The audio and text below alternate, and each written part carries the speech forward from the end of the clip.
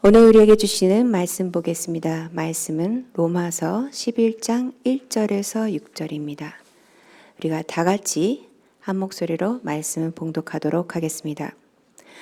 그러므로 내가 말하노니 하나님이 자기 백성을 버리셨느냐? 그럴 수 없느니라. 나도 이스라엘인이요 아브라함의 씨에서 난 자요 베냐민 지파라. 하나님이 그 미리 아신 자기 백성을 버리지 아니하셨나니 너희가 성경이 엘리야를 가리켜 말한 것을 알지 못하느냐? 그가 이스라엘을 하나님께 고발하되 주여 그들이 주의 선지자들을 죽였으며 주의 제단들을 헐어버렸고 나만 남았는데 내 목숨도 찾나이다 하니 그에게 하신 대답이 무엇이냐? 내가 나를 위하여 바알에게 무릎을 꿇지 아니한 사람 7,000명을 남겨두었다 하셨으니 그런즉 이와 같이 지금도 은혜로 택하심을 따라 남은 자가 있느니라. 만일 은혜로 된 것이면 행위로 말미암지 않음이니 그렇지 않으면 은혜가 은혜되지 못하느니라. 아멘. 이 시간에 신스미 전도사님께서 소망의 그루터기란 제목으로 말씀 전해주시겠습니다.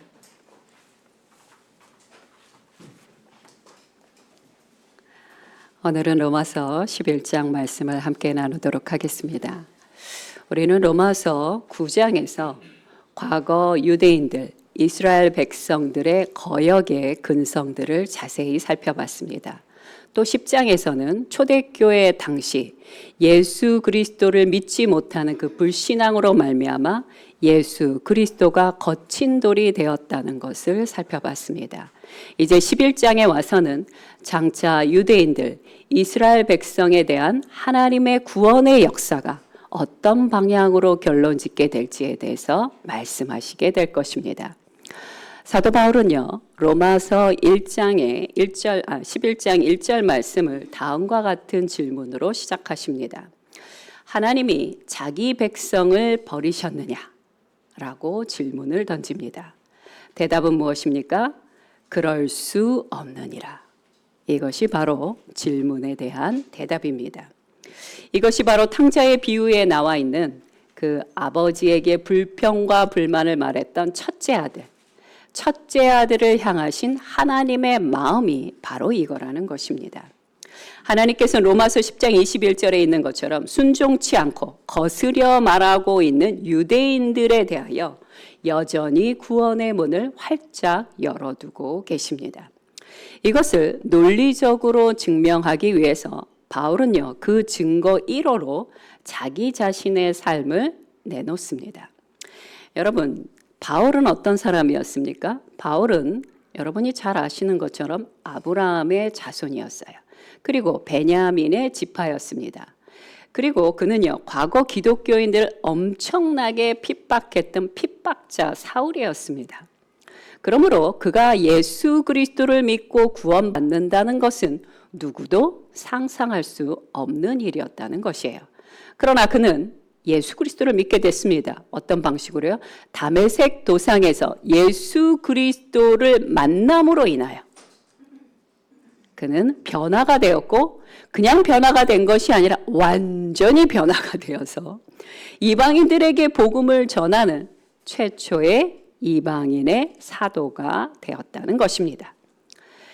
그러면서 사도 바울이 말하고자 하는 것은 무엇입니까? 이런 나도 구원을 받았으니 당연히 눈에는 보이지 않지만 유대인들 중에 많은 이들이 구원을 받았을 것이고 받게 될 것이다 라고 그 증거 1번으로 자기 자신의 삶을 보여준 것입니다. 자, 로마서 11장 2절의 초반절 말씀만 함께 보도록 하겠습니다. 시작. 하나님이 그 미리 아신 자기 백성을 버리지 아니하셨나니. 아멘. 자, 여기서 미리 아신 자기 백성이다. 여러분, 알다라는 그 히브리어를 잘 알고 계실 것입니다. 야다라고 하죠, 히브리어로. 근데 이 야다라는 것은요, 머리로 아는 것이 아니에요. 경험으로 아는 것입니다. 자, 경험으로 안다는 것은 무엇이에요? 그냥 한 번 보고 안다는 게 아니에요. 아주 친숙하다는 것입니다.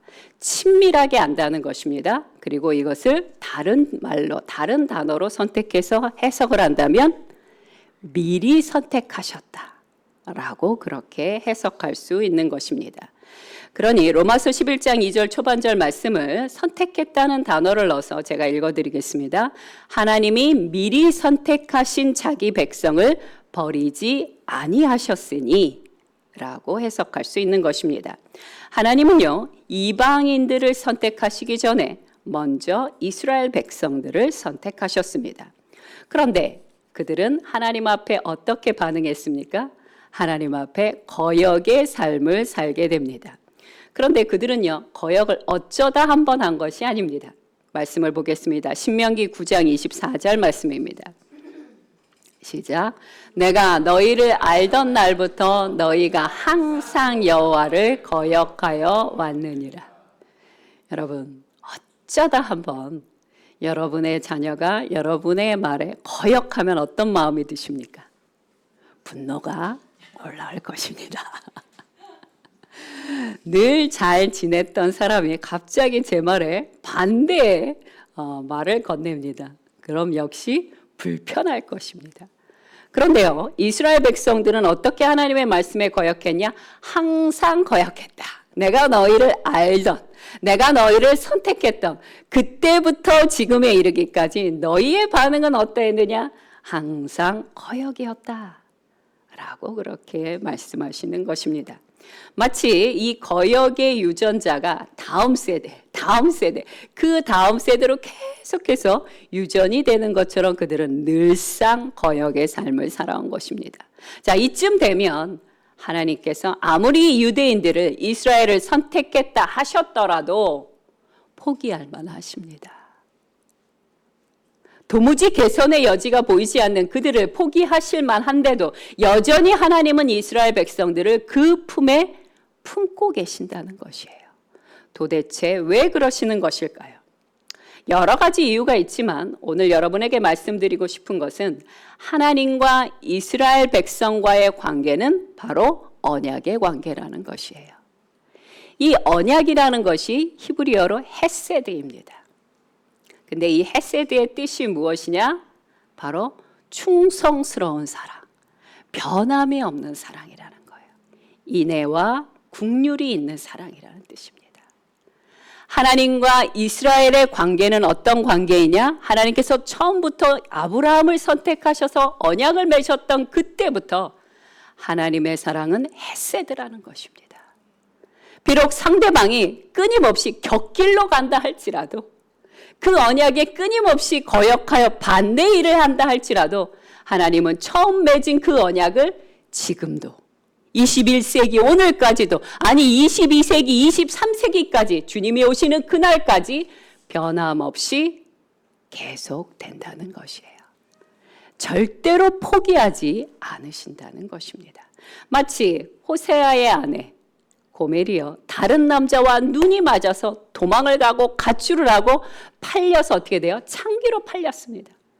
근데 그때 호세아가 어떻게 합니까? 하나님의 말씀에 순종함으로 자신의 전 재산을 팔아서 그걸로도 부족했어요. 물건까지 가져가서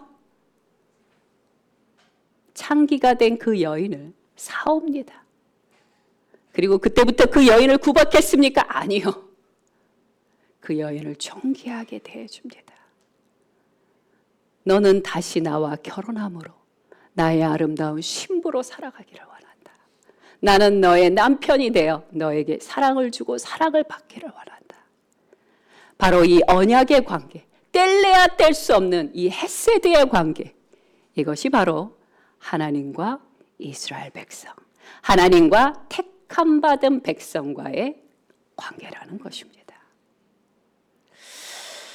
자, 하나님께서 택한 자들을 반드시 구원하여 주신다는 그 두 번째 증거로 바울이 이 11장에서 얘기하고 있는 부분은 바로 엘리야에 대한 부분입니다.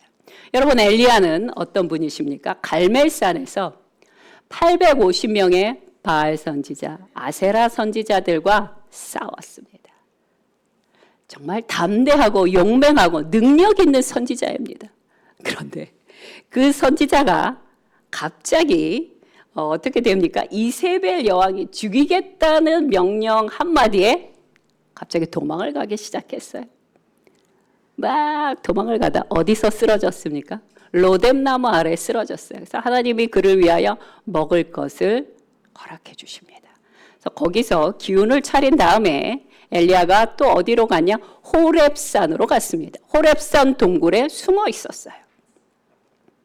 자, 호렙산에서 조금 휴식을 취하고 났을 때 하나님께서 엘리야를 부르십니다. 동굴 밖으로 불러주세요. 그러면서 그에게 이렇게 질문하십니다. 엘리야야, 너는 왜 여기 있느냐? 그때 엘리야가 대답합니다. 열왕기상 19장 10절 말씀 함께 보도록 하겠습니다. 시작. 그가 대답하되 내가 만군의 하나님 여호와께 열심히 유별하오니 이는 이스라엘 자손이 주의 언약을 버리고 주의 제단을 헐며 칼로 주의 선지자들을 죽였음이오며 오직 나만 남았거늘 그들이 내 생명을 찾아 빼앗으려 하나이다. 자, 이 10절 말씀에 너무 많은 내용들이 담겨져 있습니다. 여러분, 엘리야가 얼마나 억울하고 자신이 얼마나 최선을 다했는지가 구구절절히 느껴지지 않습니까? 주님, 저만 남았나이다.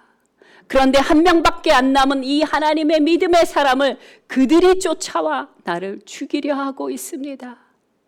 그래서 제가 동굴에 숨을 수밖에 없었습니다.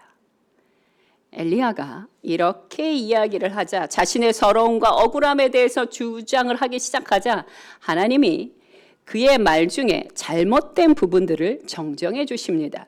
그것이 열왕기상 19장 18절 말씀입니다. 함께 읽겠습니다. 시작. 그러나 내가 이스라엘 가운데 7,000명을 남기리니 다 바알에게 무릎을 꿇지 아니하고 다 바알에게 입맞추지 아니한 자니라. 아멘. 여러분, 이 엘리야 때는요, 이스라엘 역사상 가장 암흑기, 아합 왕 시대예요. 아합 왕과 이세벨 여왕이 통치를 하던 시대였습니다. 그런데 그때에도 하나님께서 구루터기와 같이 신실한 자들을 몇 명이요? 7명? 아니요. 7,000명이나 남겨두셨다고 합니다. 엘리야가 눈으로 보지 못했을 뿐이지 하나님께서 7,000명이나 되는 사람을, 믿음의 사람을 숨겨두신 것입니다. 엘리야야, 네가 뭔가 잘못 생각하고 있구나. 너는 혼자가 아니다. 너만 홀로 하나님 앞에 나와 중보기도 하고 있는 것이 아니다. 너만 홀로 하나님을 섬기고 있는 것이 아니다. 여전히 7,000명이나 되는 나의 사람들, 믿음의 사람들이 이 이스라엘을 위하여 기도하고 있단다. 사도 바울이 왜 엘리야를 증거 2번으로 제출했습니까? 아합 왕 시대에도 7,000명이나 하나님이 남겨두셨다면 지금 이때에는 얼마나 많은 유대인들을 구원하시기로 작정하셨겠냐? 라는 말을 하고 있는 것입니다. 자, 이제 11장 5절 말씀을 함께 보도록 하겠습니다. 시작. 그런즉 이와 같이 지금도 은혜로 택하심을 따라 남은 자가 있느니라. 아멘. 엘리야 때처럼 하나님께서는요, 언제나 어느 시대나 이 신실한 구루터기와 같은 사람들을 남겨두십니다.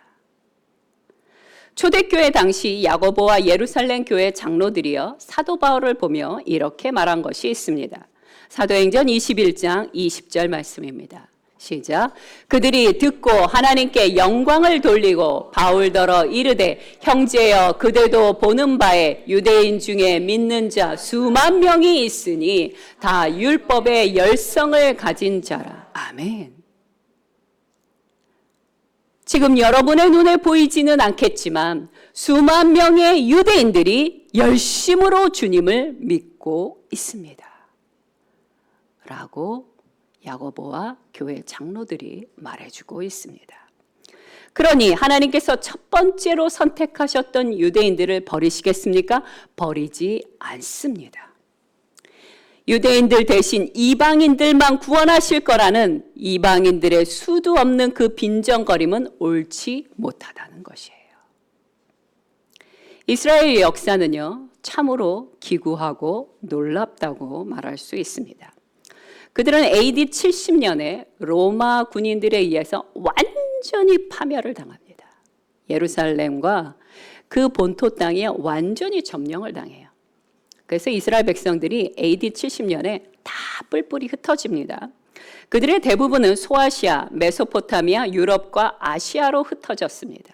ht어져서 그냥 집시처럼 살아온 거예요. 그러다 그들이 1940년까지 이 일이 일어납니다.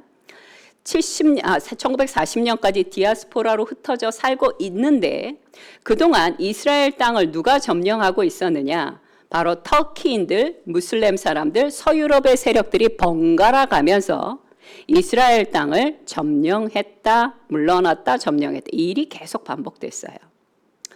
그러다 1940년대가 되었을 때 우리가 잘 알고 있는 히틀러와 나치에 의해서 유대인들이 한 곳으로 모이기 시작했어요. 수용소로 모이기 시작했습니다. 수용소로 왜 모였어요? 죽임을 당하기 위해서 모인 것입니다. 참 비참하죠. 전 세계에 흩어져 있던 자들을 다 한 군데로 다 모아서 죽이기 시작한 거예요. 당시 유럽에 살고 있던 약 1,100여만 명의 유대인들 중 절반 이상 600여만 명의 유대인들이 학살됐습니다. 그러니까 2분의 1 이상이 다 죽은 거예요. 그 사건으로 인해서 1940년도에 유대인들은 그냥 소멸되는 게 맞습니다. 소멸되는 게 맞아요. 그런데 놀랍게도 8년 뒤인 1948년에 유엔에 의하여 다시 이스라엘의 이름으로 그들의 본토로 돌아갈 수 있도록 허락을 받게 됩니다. 세계사의 역사상 이런 일은 유일무이한 것이에요. 있을 수가 없는 일입니다. 이들은요, 1967년에 드디어 그곳을 자체적으로 관할하게 됩니다. 여러분, 이스라엘 백성들은요, 거의 2000여 년의 시간 동안 그냥 흩어져서 살았어요. 근데 어느 날 갑자기 엄청나게 죽임을 당하고 그리고 8년이 지난 다음 그들은 다시 한번 나라가 세워진 것이에요. 어떻게 이런 일이 일어날 수 있을까요? 누구도 해석할 수 없습니다. 우리는 이런 걸 가리켜 기적이라고 말합니다. 그리고 그 기적 뒤에는 하나님의 구원의 역사가 있는 것입니다. 바울은요, 예루살렘이 완전히 점령당하기 한 15년에서 17년 전에 순교를 당하셨습니다.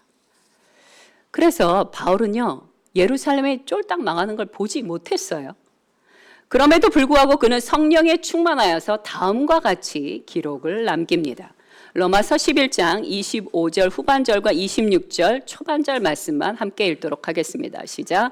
이 신비는 이방인의 충만한 수가 들어오기까지 이스라엘의 덜어는 우둔하게 된 것이라. 그리하여 온 이스라엘이 구원을 받으리라. 아멘. 사도 바울은 뭐라고 이야기하고 있습니까? 이방인의 숫자가 충분히 채워진 그 다음에 다시 하나님께서 이스라엘 백성들을 구원해 주실 것이다.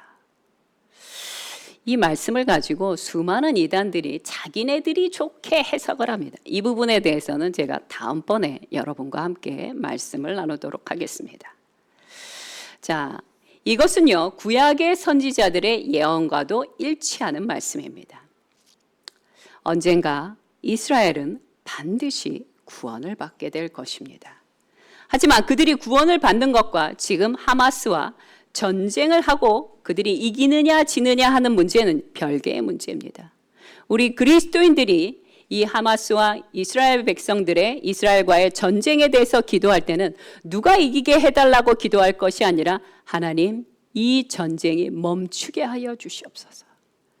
하나님의 뜻 안에서 멈추게 해달라고 우리는 기도해야 하는 것입니다.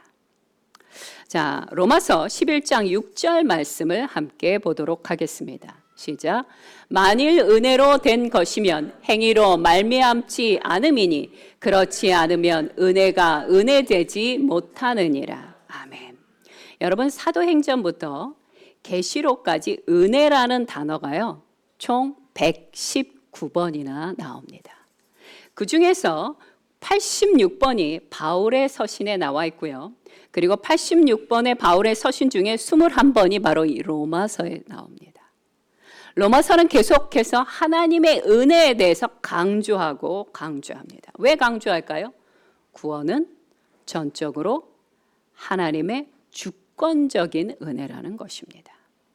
하나님께서 주권적으로 계획하시고 이루시며 완성해 간다는 것이, 언제 그 일이 일어날지 우리는 모릅니다. 하나님의 뜻하신 때에 그 일은 이루어질 것입니다. 그러므로 로마서 9장 16절 말씀을 함께 보도록 하겠습니다. 시작. 그런즉 원하는 자로 말미암음도 아니요 다른 박질하는 자로 말미암음도 아니요 오직 긍휼히 여기시는 하나님으로 말미암음이니라. 아멘. 우리의 수고 노력 아니요 오직 하나님으로 말미암아 구원은 이루어지게 됩니다. 여러분, 택한 백성들이요, 아무리 거역하고 아무리 반항을 해도 주께서 구원하기로 작정하셨다면 하나님만의 방법으로 그들을 구원해 주실 것입니다. 이사야 1장 9절 말씀을 함께 보도록 하겠습니다. 시작. 만군의 여호와께서 우리를 위하여 생존자를 조금 남겨두지 아니하셨다면 우리가 소돔 같고 고모라 같았으리라. 아멘. 여러분, 하나님께서는요, 롯의 가정을 구원하시기 위해서 누구를 보내주셨죠? 천사들을 보내주셨어요. 천사들을 보내어주어 롯과 롯의 가족에게 경고를 해주었습니다. 빨리 이곳을 떠나라. 그렇게 경고를 해줬는데도 불구하고 롯과 롯의 가족들은요, 성경에 보니까 지체하게 됩니다. 왜 지체했을까요? 충분히 우리는 상상할 수 있습니다. 누구에게 인사를 했을 수도 있고요. 귀중한 귀중품을 막 짐을 싸느냐고 지체했을 수도 있었습니다. 어쨌든 그들이 지체했다고 성경은 기록하는데 창세기 19장 16절 말씀을 한번 확인해 보겠습니다. 시작. 그러나 롯이 지체함에 그 사람들이 롯의 손과 그 아내의 손과 두 딸의 손을 잡아 인도하여 성 밖에 두니 여호와께서 그에게 자비를 더하심이었더라. 아멘. 그냥 하나님의 메시지를 전하여 듣는 것으로 롯이 구원을 받았습니까? 아니요. 롯은 그렇게 구원받기엔 롯과 롯의 가족은 어리석었어요. 조금만 더 챙길게요. 요것만 할게요. 그러면서 계속 지체를 하게 되자 천사들이 어떻게 했습니까? 그들의 각각의 손을 붙잡았다. 이 얘기는 뭐예요? 강제적으로 그들을 붙들고 성 밖으로 내보냈다 라는 뜻입니다. 그렇게 해주신 덕분에 롯의 가족은 구원을 받게 됩니다. 그런데 그 와중에 롯의 와이프는 어떻게 했습니까? 뒤돌아봤습니다. 뒤돌아보지 말라고 했는데 뒤돌아봄으로 말미암아 그녀는 소금 기둥으로 변해버리게 됩니다. 자, 우리에게도 주의 자비하심이 더할 필요가 있습니다. 우리는 많은 곳에서 주의 말씀을 듣고 주의 음성을 들었다고 말하고 있지만 정작 주님의 말씀에 순종으로 나아가지는 못합니다. 그래서 여기에 한 가지 더해 주셔야 될 부분이 무엇이냐?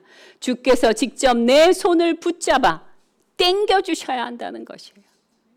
주의 강제하심의 은혜, 그 자비하심에, 성경에 자비하심이라고 이야기하십니다.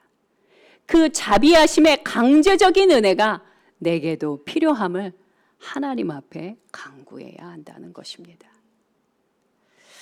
결론을 말씀드리겠습니다. 믿음의 사람 엘리야는요, 갈멜산에서는 담대하게 싸웠어요. 그런데 다음 장면에서는 어땠습니까? 로뎀 나무에 쓰러져서 나를 죽여주시옵소서 라고 그렇게 말했습니다. 또 자기 자신만 홀로 남았다고 그렇게 자신이 고생했다는 사실을 생색내고 억울해했습니다. 엘리야만 그럴까요? 아니요. 우리도 다 그럴 수 있는 사람입니다. 오늘은 담대한데 저녁에는 또 우리가 낙담할 수 있는 그런 사람들입니다.